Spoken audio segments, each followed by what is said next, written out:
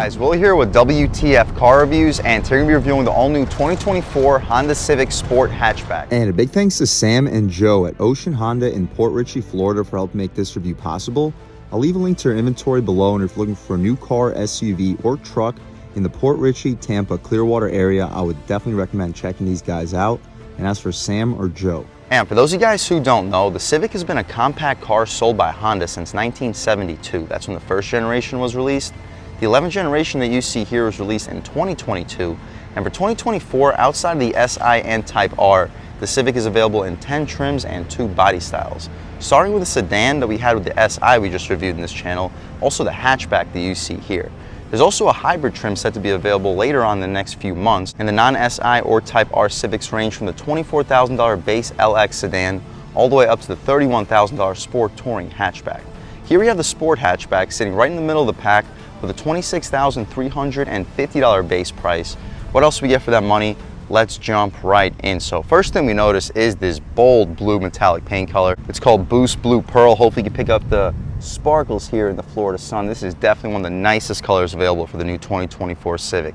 It's a $455 option, but so are most of the premium colors, and this color completely transforms the styling of this vehicle. The front end styling is kind of similar to the SI we just reviewed in this channel. The only difference is we don't have the SI badge to the right of the Honda badge. Outside of that, very bold and similar. We also don't have an intercooler down below, just one large radiator for this naturally aspirated 2-liter 4-cylinder engine. We don't get functional fog lights in either of the corners, but you can pop in some aftermarket ones if you choose to. We get full LED headlamps with a high and low beam and an LED daytime running strip surrounding it. Just like the SI, we get these gloss black 18-inch rims wrapped in Goodyear Eagle all-season tires or Goodyear Eagle Sports, the dimensions being 235/40 R18, just like the SI we just reviewed on this channel. We get a dual piston front brake caliper, all body color trim for the wheel well area, all black trim for the window trim, blacked out B and C pillars, and blacked out side mirrors. We don't get blind spot monitoring on the glass. The SI did get blind spot monitoring. It would be nice to have it here with a base price over $26,000, but it is available as a standard feature on the higher trim. Speaking of standard features, here are the window sticker for the 2024 Civic 2-liter hatchback Sport with the Boost Blue Pearl metallic paint color, black interior with a $26,350 base price. Standard features, you guys can pause, take a look. The only option we have here is this Boost Blue Pearl for $455, an $1,100 destination charge, totaling us out a tick under $28,000. Fuel economy 32 combined, 29 in the city, 37 on the highway. So the same highway fuel economy as the SI, but we do get a little bit better fuel economy in the city. Same rear wheel and tire setup. The only difference is a smaller single piston brake caliper. We get a push to open gas cap with easy fill, and you can throw 87 octane fuel in here for this naturally aspirated 2-liter 4-cylinder engine. We don't get any tints here. Some tints will look absolutely killer. You can throw them on in the aftermarket, but I'm pretty sure Ocean Honda will add some tints in the next couple of days to the Civic. Out rear, we don't get LED actual lights, but the surrounds are LED. The reverse light also appears like it could be LED, but wouldn't be surprised if that itself is a halogen bulb. I'll leave a link right here to let you know if it is in fact LED. The Civic badge is chrome aluminum. Shout out Ocean Honda in Port Richey, Florida for helping make this review possible. Sport badge right outside and a wiper for this hatchback. We'll take a squat back here, get a good look at the exhaust tip. It's just a single exhaust tip. But speaking of it, let's fire up this 2-liter 4-cylinder and hear how she sounds.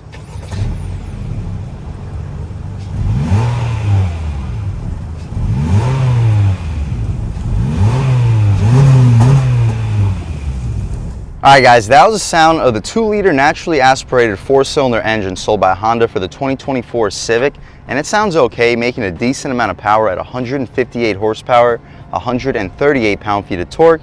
Made it to a CVT transmission. You can expect this hatchback to get to 60 in the mid 8-second range, so definitely not the quickest. If you want better performance, you can upgrade to the 1.5-liter turbo, which should do 0 to 60 in the low 7-second range, or the SI if you're good with shifting your own gears, and that'll do 0 to 60 in the mid 6-second range. Of course, the Type R will be at 5 seconds or quicker, but for the regular Civic hatchback, what you see is basically what we get. No hydraulic struts.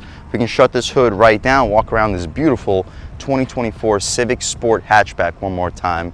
And for the $26,000 price point, let's see what we get in the interior. Again, we get smart access for the driver and a front passenger. Inside, we'll set these headlights back to auto so the car's not yelling at me. But up top we get hard plastic, which is upsetting because the dashboard is soft touch. I kind of wish they flip-flopped them, since this is where your arm will be touching a lot more frequently. Anyway though, for the center we get padded cloth, gushy soft padded cloth for the armrest, 2-window auto one touch up front, and power windows out rear. 4-way adjustable mirrors, solid storage. You'll squeeze a foot-long in here, and probably a 30-ounce water bottle right next to it. Only one speaker here. We don't get the Bose like we had with the SI, but it is available in the higher trims. We get some contrast stitched faux leather with some cloth inserts here. These are actually nicer seats in my opinion to what we got in the SI, but the SI seats were definitely more supportive. They're still not power adjustable, but you can still recline, drop, lift, and slide the seats with latches. Taking a step inside, we can really check it out. So foot on the brake, engine start, stop, and everything fires right to life. But first thing we notice, outside of the CVT transmission, this is basically the exact same interior as we got from the Civic SI we just reviewed in this channel. Of course, the Civic SI was a sedan. This is a hatchback, but that's really a difference for the back seat. As far as the front seat, everything is just about the same. You still get the 12-inch digital gauge display, beautiful steering wheel, just no contrast stitching, but it's the same wheel, very thick, solid 10-2 bolstering notch, and perfect 9-3. The horn area is rubberized. The horn itself, not very loud or aggressive, but people should still be getting out of your way. We have our volume and skip controls on the left side, AM, FM, Sirius, home screen, voice commands, and the adjustments for the left side infotainment. Speaking of the adjustments, we have our range and average fuel. You can see trip A and trip B, speed and time, driver attention, seat belts, maintenance, safety support settings. You can customize the display, blank screen, warnings, range, and fuel. So my personal favorite would be range and fuel, so we'll leave it there. The tach goes to about 6,700 RPM, 160 mile an hour analog digitally illuminated speedometer, and a digital speedo right in the center. Temperature outside, mileage in the vehicle, and the gas gauge right down beneath. We get paddle shifters too. That's nice. It's just a CVT transmission, but the paddle shifters will help us with the ratios to make it feel a little bit more like a conventional automatic. We get auto headlamps and auto high beams, no auto rain sensing wipers, but wouldn't be expected. We have the adjustments for the front and rear wipers with this stock. We have a tilt and telescoping steering wheel just like with the SI, aluminum outline pedals too just like the SI, but no clutch pedal. To the left of the steering wheel we have our interior brightness, 360 sense you can disable, and the traction control you can disable. I'm loving the air vent design with some brushed aluminum right outside of it. Soft touch dashboard. We mentioned the 12-inch digital gauge display to the right of it, or for the right side of the steering wheel we have our active steering, lane keep assist, and the overall cruise control settings. Red illuminated engine start stop button when it's turned on. It's silver when it's not turned on. We don't get the 9-inch touchscreen we had with the SI, just a 7-inch, but the SI didn't have navigation anyway. Here we still have Apple CarPlay and Android Auto, so really can't complain. The volume dial has a very solid resistance. We have skip controls, phone, radio, media, and the phone connect shortcuts with the return and menu all underneath this touchscreen. Beneath that, we have more of the Civic style air vent controls, really high quality feel with more brushed aluminum outside of it. Single zone automatic climate control, just like with the SI, with hard buttons for the defrosters, recirculation, and the dials themselves feel very premium. We have one singular USB-A port. The Civic SI had 2 USB-A ports, 12 volt right next to it. No wireless charging pad, but very solid amount of storage. The gear selector controls the CVT transmission. The backup camera, we can check it out. Just like the SI, decent resolution. We get guidance lines and trajectory in 3 different views. Here we have a narrower view, and here we have an over-the-top view. That's nice for the city if you really want to maximize the space between you and the car behind you. Throwing right back into park, we immediately return to the home screen. Drive mode selector, we have normal, sport, and econ mode. We'll start the review off in normal, transition to sport, maybe check out econ and see what the differences are. We can turn off the auto engine start stop, electronic parking brake with brake hold, and just like the SI, we got this plastic faux carbon trim surrounding the air vents. Or not the air vents, the cup holders. And speaking of cup holders, they're large. You'll fit 24-ounce water bottles in here easily, maybe a 30-ounce right in front of it. The armrest is gushy soft cloth with white contrast stitching. The space, way larger than the SI, probably because of the automatic transmission. You'll fit 2, possibly 3 2-liter bottles of soda in there. Huge thumbs up for a compact hatchback compact sedan. Glove box itself, it is very well damped. Not the largest though. You'll fit probably about 15, maybe 20 license plates. You'll fit a pair of shoes in there, but really not a whole lot more. We don't get a frameless auto dimming rear view mirror, but the flappy thing to dim it is right here, and it's a pretty large mirror. Very good display of what's going on behind you.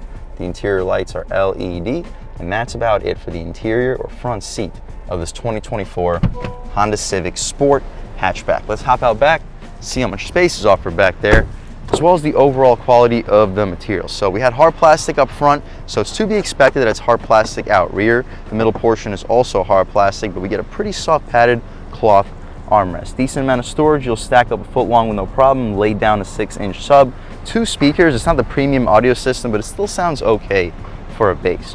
The rear seats still have that contrast with the faux leather and cloth inserts. They're very comfortable seats. The legroom, not as impressive as the SI, because the SI was a manual, so I had the seat a little bit farther forward. But as you see, I still have at least 4 inches of knee room, headroom. I have at least ½ inch to an inch. So if you're under 6'3", 6'4", you'll sit behind your seat settings with no problem.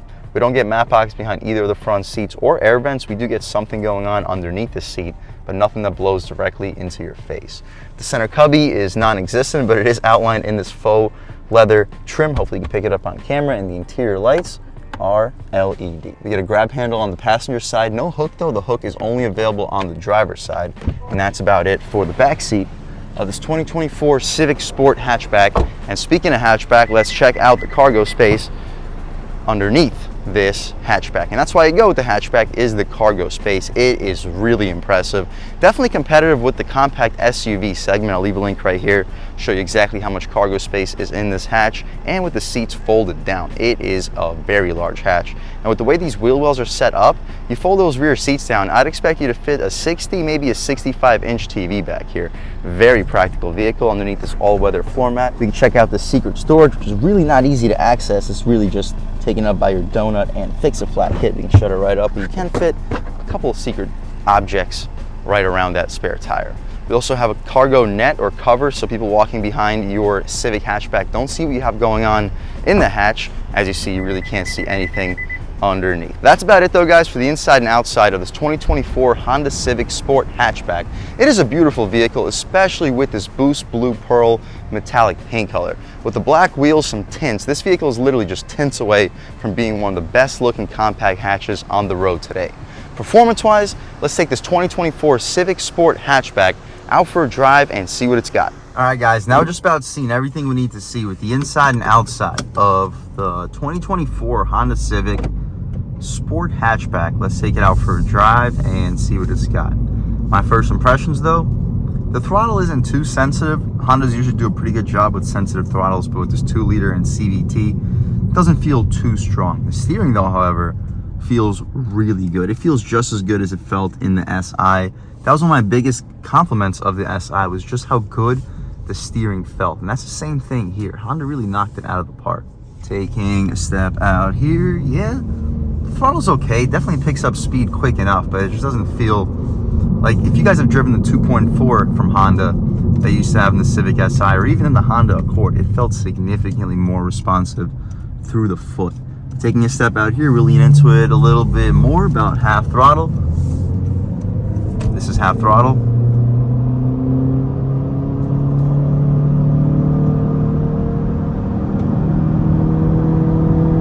I mean, it does get there in speed. That was like only half throttle. I'm sure full throttle will feel a lot more responsive. And speaking of that, let's turn around and see exactly what full throttle feels like. Make sure we're good. Looks like we are. Turning radius is sharp. Full throttle. Yeah.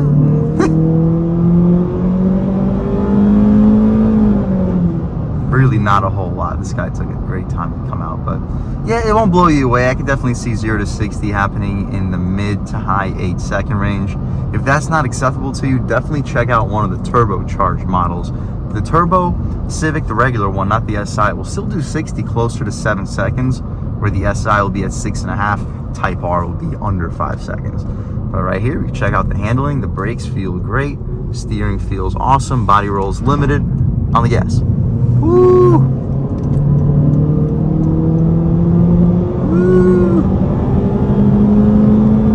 It goes all the way up to the top of that red line too. It's a screamer. Red line around 6,700 RPM. That's typical from Honda, and it sounds okay once you get up in the rev range. When you're in the lower part of the rev range, it doesn't sound too good.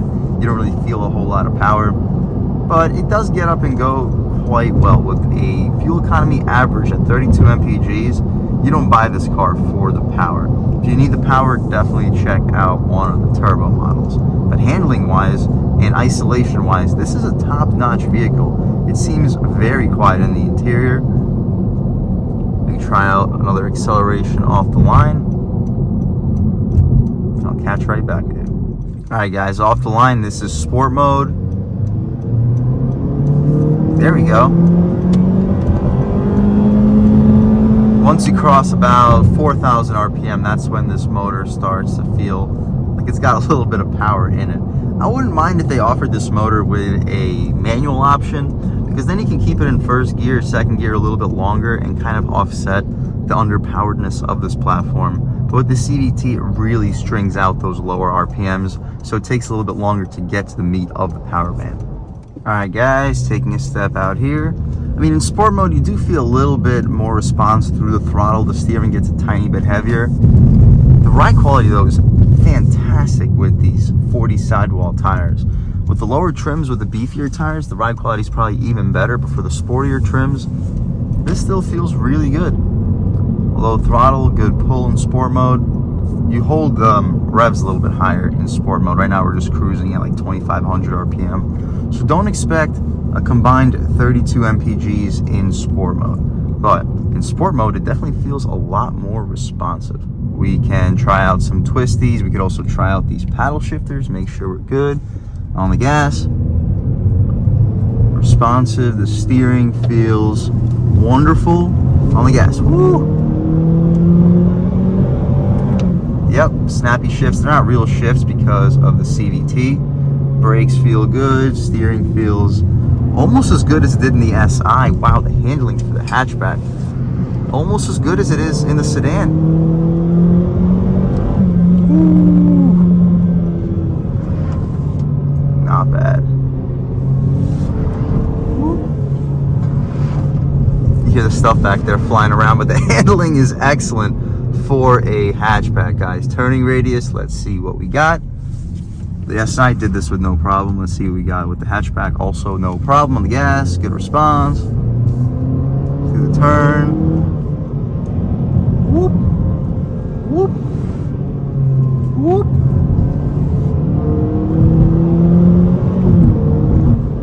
Yeah.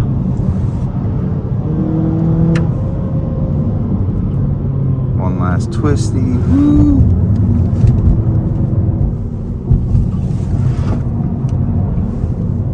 Not a lot of torque though in second gear, which is weird. For those twisties, we're keeping this thing in first, which is absolutely unnecessary. I feel like they should really shorten the lower gears of this CVT. I can't imagine it being very good for fuel economy if we're constantly overstepping in the gas pedal in the lower gears just to get the vehicle out of its own way. That can't be the most possible efficient way for this vehicle. At low throttle, it feels fine, but even to get up and go to 25 miles per hour, we're crossing almost 3,000 RPM, and it takes a good second and a half to even get past 2,000 with this longer first gear. We're going to almost 45 miles per hour in first gear, or first ratio, and for a vehicle with, let's say, an underpowered 4-cylinder engine, that's just not an ideal situation. But outside of that, this vehicle feels really solid and premium. You don't buy this vehicle for the performance. If you are looking for something performance oriented, I would definitely recommend you not going for this one. But we'll take one more step out here, take it out of sport mode. We're gonna have to beat it up a whole lot further. Econ mode, let's see what we got. The gas pedal is way less responsive. This is about half throttle. I mean, we get up out of our own way eventually, but it's definitely a lot less aggressive than it was in sport. For daily driving, honestly, I'd recommend just leaving it in econ mode, because yes, it's a lot less sensitive in econ mode, but it's not like it was a super responsive vehicle in sport mode anyway, and you're losing a good probably 3-4 miles per gallon in sport mode as opposed to econ mode. In that sense, I recommend leaving this thing in econ mode at all times. Drive this as like a steady daily driver that you don't plan on beating up. Just a commuter car that has good sporty dynamics, great looks, and a very spacious interior. If that's what you're looking for, guys, this is one of the best options on the road today. With a base price around $26,000, you have all the features you could possibly want or need. A quiet cabin, a spacious interior, and very sporty and premium feeling driving dynamics. I would definitely recommend checking out the 2024 Honda Civic Sport Hatchback if you're looking for something practical. You don't need something that'll blow the doors off when it comes to performance. You just need practicality, good looks, and a very solid amount of standard features. And a big thanks to Samwise at Ocean Honda in Port Richey, Florida for helping make this review possible. I'll leave a link to their inventory below, and if you're looking for a new car, SUV, or truck in the Port Richey, Clearwater, Tampa area, I would definitely recommend checking these guys out and ask for Samwise. And huge thanks to all of you for watching. I had a great time making this video. If you're new to the channel, please subscribe. If you've already subscribed, thank you so much. You guys know the channel is just not possible without you, and I really appreciate the constant support. But again, if you haven't subscribed yet, please subscribe.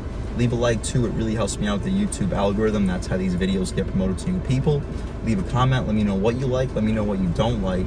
Leave a comment, let me know if there's any specific cars, SUVs, or trucks you want to see reviewed on this channel, and I'll definitely try getting those videos for you ASAP. But other than that, again, thank you guys so much for watching, and I hope all of you have a great day.